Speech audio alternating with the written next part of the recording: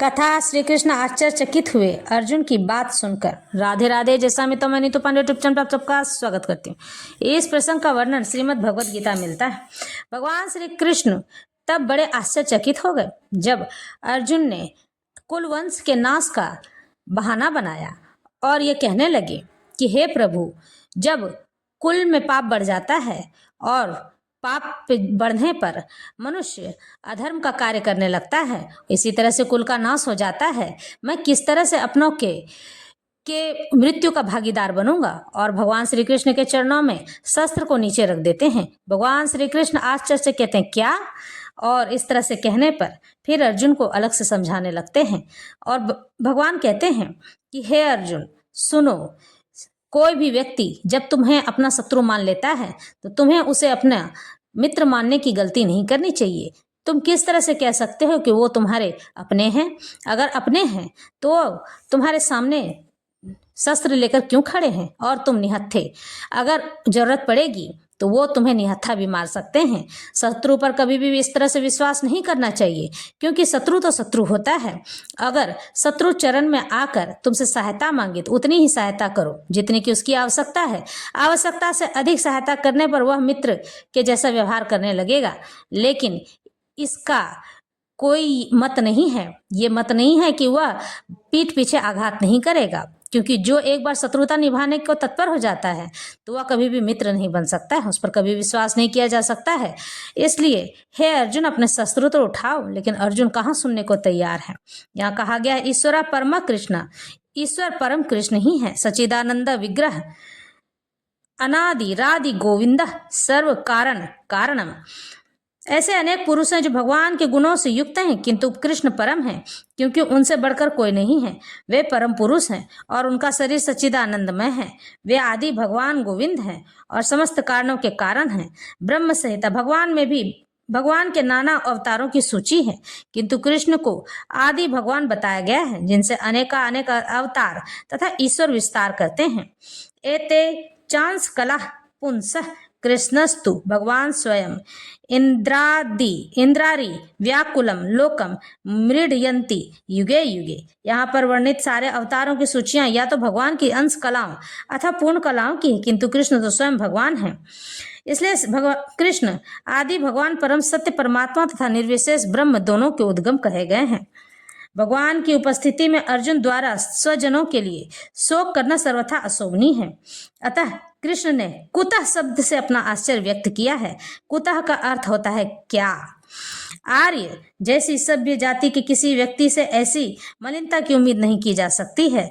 यानी यहाँ अर्जुन के लिए कहा जा रहा है आर्य यानी कि क्षत्रिय वंश के व्यक्ति से शस्त्र को नीचे रखने की उम्मीद नहीं की जा सकती है। आर्य शब्द उन व्यक्तियों पर लागू होता है जो जीवन के मूल्य को जानते हैं और जिनकी सभ्यता आत्म साक्षात्कार पर निर्भर करती है। क्षत्रियों का जन्म ही होता है युद्ध करने के लिए, और जो क्षत्रिय अपने शस्त्र को रख दे वह क्षत्रिय कहलाने के योग्य नहीं होता है। देहात्म बुद्धि से प्रेरित मनुष्यों को यह ज्ञान नहीं रहता है। जीवन का उद्देश्य परम सत्य है, विष्णु या भगवान का साक्षात्कार है।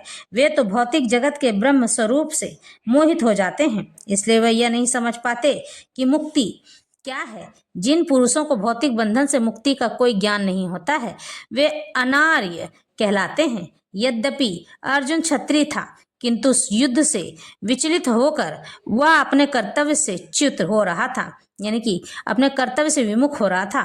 उसकी यह कायरता अनाथों के लिए भी शोभा देने वाली हो सकती है, लेकिन कर्तव्य पथ से इस प्रकार का विचलन न तो आध्यात्मिक जीवन में प्रगति करने में सहायक बनता है और न ही इससे इस संसार में ख्याति प्राप्त की जा सकती है। भगवान कृष्ण ने अर्जुन द्वारा अपने स्वजनों पर यानी परिवार वालों पर इस प्रकार की करुणा का अनुमोदन नहीं किया था।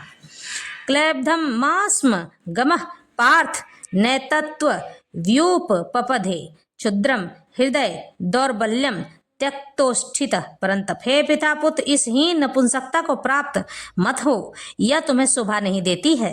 हे शत्रुओं के दमन करता, हृदय की क्षुद्र दुर्बलता को त्याग कर युद्ध के लिए खड़े हो जाओ।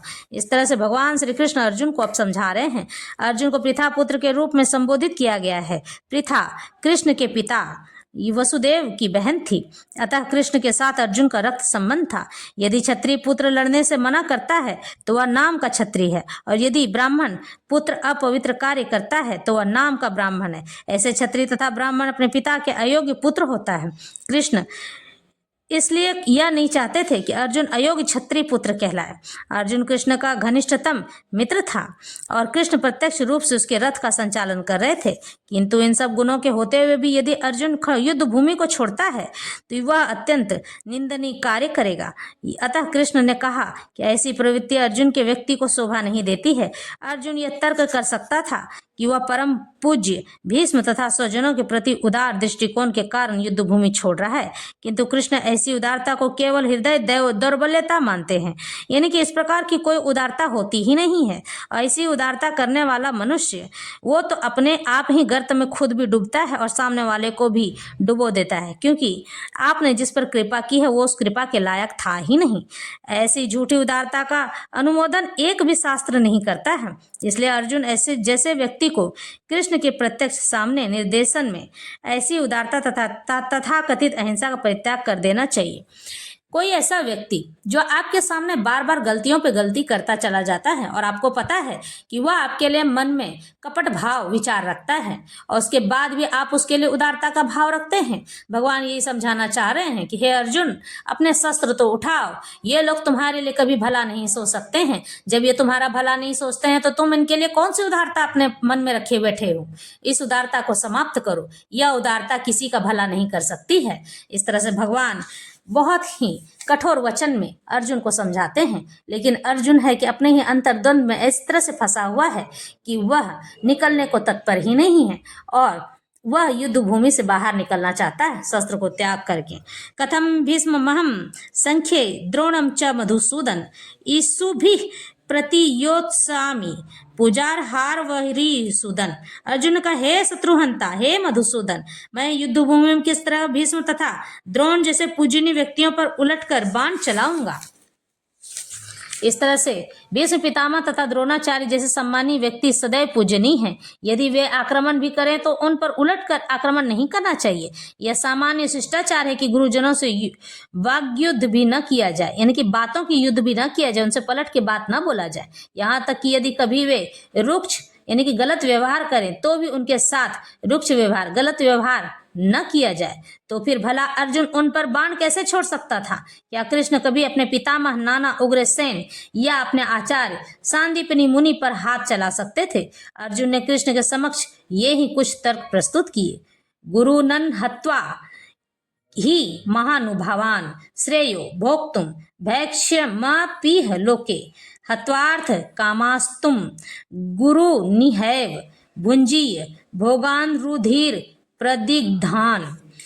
ऐसे महापुरुषों को जो मेरे गुरु हैं उन्हें मारकर जीने की अपेक्षा इस संसार में भीख मांगकर खाना अच्छा है। भले ही वे सांसारिक लाभ के इच्छुक हों, किंतु हैं तो गुरुजन ही। यदि उनका वध होता है तो हमारे द्वारा भोग्य प्रत्येक वस्तु उनके रक्त से सनी हुई होगी। शास्त्रों के अनुसार ऐसा गुरु जो निंद कर्म में रत हो और विवेक शून्य हो, जिनके मन में धैर्य न हो और त्याज्य है यानी कि त्यागने योग्य है। दुर्योधन से आर्थिक सहायता लेने के कारण भीष्म तथा द्रोण उनका पक्ष लेने के लिए बाध्य हो गए थे, क्योंकि वह उनके ऋणी थे। यद्यपि केवल आर्थिक लाभ से ऐसा करना उनके लिए उचित न था। ऐसी दशा में वे आचार्यों का सम्मान खो बैठे थे, अपना पद खो बैठे थे, लेकिन फिर भी वह दुर्योधन के गलत कार्यों में साथ देते जाते थे। और यही बात भगवान अर्जुन को समझा रहे हैं कि गलत का साथ देने वाला व्यक्ति गलत ही होता है, उसे कभी सही नहीं समझा जा सकता है। तुम कैसे कह सकते हो कि वो सही है? किंतु अर्जुन सोचता है इतने पर भी वे उसके गुरुजन हैं, अतः उनका वध करके भौतिक लाभों का भोग करने का अर्थ होगा रक्त से सने अवशेषों का भोग करना। जिस तरह से अर्जुन अपने मन में बहुत सी बातों को लेकर बैठा हुआ है, लेकिन यह सोचने को वह तैयार ही नहीं है कि गलत करने वाला व्यक्ति कभी सही नहीं हो सकता है। एक बार जिसने गलती कर दी वह बार बार उस गलती को अवश्य दोहराएगा। भगवान यही बात कह रहे हैं। जिसके मन में ईर्ष्या घर कर लेती है उसकी ईर्ष्या कभी समाप्त नहीं होती है जब तक ईश्वर न चाहे। ईश्वर अगर चाह लेंगे कि सामने वाले की ईर्ष्या समाप्त हो जाए तो वह किसी ऐसे व्यक्ति के पास आपको ले जाकर छोड़ देंगे जिनके पास केवल सकारात्मक ऊर्जा बसती है, ईश्वर का अनुसरण करता है और ईश्वर के प्रति संलग्न रहता है और वहां पर जाने के बाद आप उसकी शरण में आ जाते हैं, यानी कि ईश्वर अपने बदले में अपने ही बंदे को आपके पास रख छोड़ते हैं ताकि आप भी उनकी तरह बन सके और परमेश्वर